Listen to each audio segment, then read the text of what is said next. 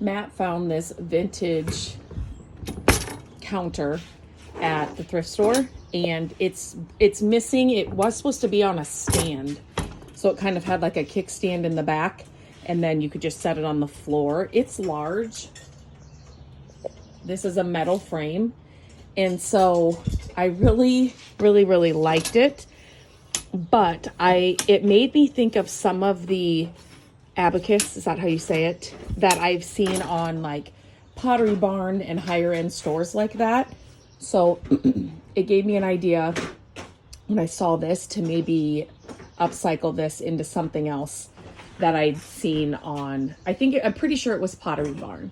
So I thought I would share with you what I'm thinking about doing. So I talked with Matt, and what I want to do is I want to basically frame this out in a wood frame. So we have some scrap boards that we had in the garage. Those will be perfect fit. This metal, I think we're gonna, to make it easier, and since it's already got the hole in it, we are going to leave the metal on it. You could definitely, let me show you where these are screwed together somewhere. You could definitely take this apart and then put holes all in the side of the frame. And with every DIY project, you should have a plan A, B, and C. So this could all change, but I'm just telling you what I'm thinking about initially. I'm going to spray paint this thing black.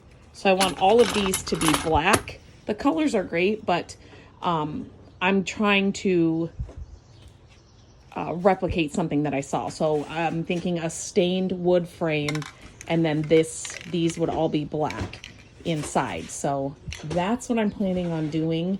And like I said, I'm going to take you along with us as we do this. It may change as we're going through it, just kind of what we're learning and what we're doing. But this is how I love to decorate our home.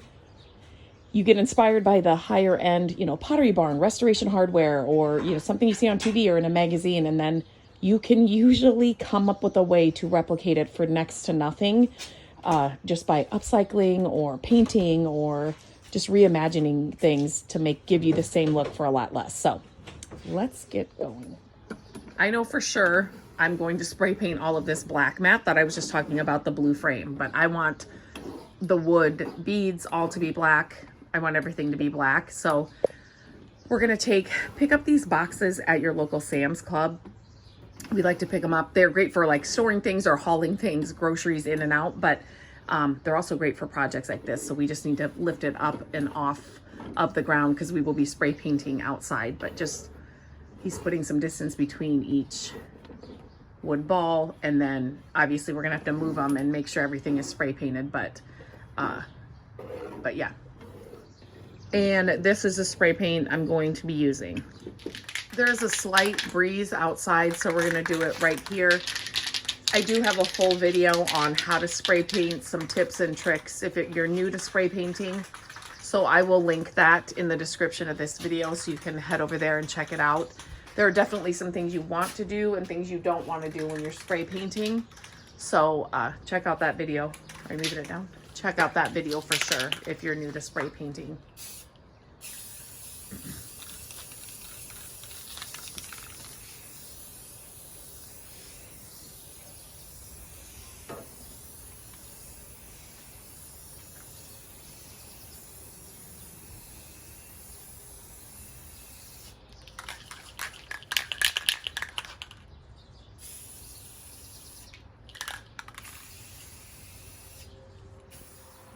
So like I said, these are the boards that we've had in our garage.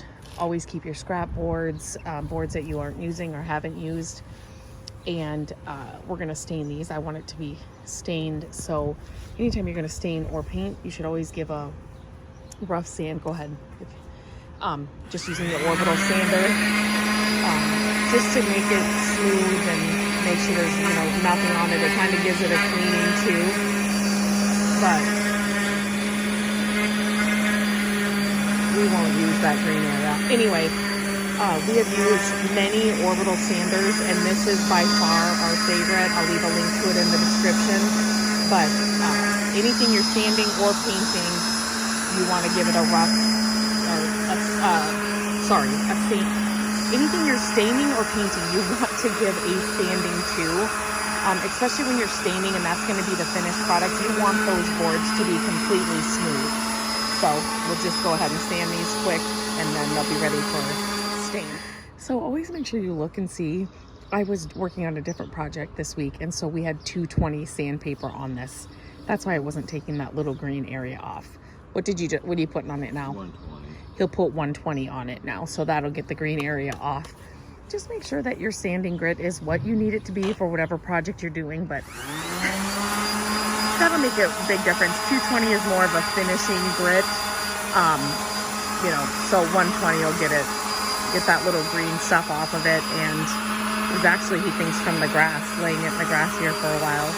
So yeah, just make sure you know what grit you're working with. So as Matt's getting us ready, I just thought I would share this gel stain. I absolutely love. I decided I use walnut a lot, but there are a couple other colors that I always use too. You can definitely, I have another video where I bought every single color of their gel stain and I put them like next to each other on a wood board like this. Go ahead. And to show you the colors. So check out that video if you're worried or want to know what the color looks like. And then these applicator pads, sorry, you're going to hear Hilly, our dog, barking. These applicator pads are amazing for applying stain. They're like $2.50. I will leave the link in the description of this video, but that's what we always grab when we're doing stain. So like I said, before he even cuts these, are you just going to stain the whole board? Mm-hmm. So I just want to show you this applicator. I have tons of videos sharing this applicator too, but love this applicator for the stain. The gel stain or regular stain, these are the applicators we grab every time. This took a little while, and we knew it would, because you just have to keep moving the wood beads around and around. And then I wanted to get, you know, every little area of this spray painted. And this it's not going to be like here, it needs to be touched up. It's not going to be something that you could touch it, I guess, if you hang it on the wall, but it's not going to be something that's going to be moved around all the time. So I'm not going to be super picky about that, but it did take a few times of just, you could see the colors through the balls. So you just have to go through them all and then just make sure that they're all covered. He's measuring for the frame now. We're just making this simple and not doing a 45 up at the corners. You definitely could, but we're just trying to show you that you don't have to make it that hard at all. You can just do a straight edge. So this was a piece this piece is really bowed. You can't really tell here in this video, but we just use it. It's the same size, same one of these, but so we could measure and figure out where we needed to cut for the top. So we'll just cut all the sides to fit that go all the way around, and then we'll put it together. Used one of these big clamps. We use these big clamps for a lot of different things. Definitely get some of them in your garage or in your workshop, because we use them for furniture projects and all kinds of things. But he's using them now to hold it together and in place, and then just using the nail gun to put it together. And there will be some touch up, you can kind of see there, some touch up stain, and maybe you'll have to sand a little bit, but you'll have to stain the edges that you cut. But oops.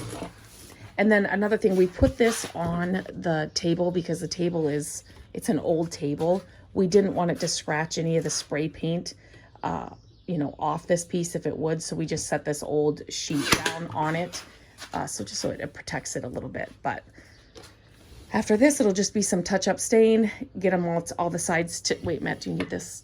No. Okay, together, and then I'll show you the end result. So he's now going to attach this piece to that. There are two holes that when we got it was broken. That's where the stand was, which made it perfect for this. He has this attachment on his drill, so then he can get right in there, and it's just using a black screw to attach it then on the two sides here. And that should be, and it's really snug in here anyway, so this will just help reinforce it so it doesn't fall out. But like I said, it was broken, the stand was missing, so it was the perfect hole. It goes all the way through that we could use to support it in here. Here it is all finished. I absolutely love this. you could definitely, you know, move these around, do whatever you want, hang it on the wall. I just set it here because I don't know where it will go just yet. You can put hangers on the back depending on what yours looks like. You could also just hang it by what it is. You know, you could just have a nail on your wall and hang it just like that if you didn't want to put the hangers on there. But such a fun way to upcycle this to make it look a little bit more modern, a little bit more rustic. It was a broken vintage piece, but I still loved the look of it and what it was. And I saw something similar on Pottery Barn, which I will see if I can find that video because they don't sell them anymore. But I will see if I can find that, and I will put that in here. But yeah, I love the way this turned out. I'm excited to find a spot for it. So if you have any questions, please let me know. If these kinds of projects and videos are fun for you, or you learn something, please share these videos. I always appreciate it when you share the videos. And until next time, I hope you have a great day, and I will talk to you very soon.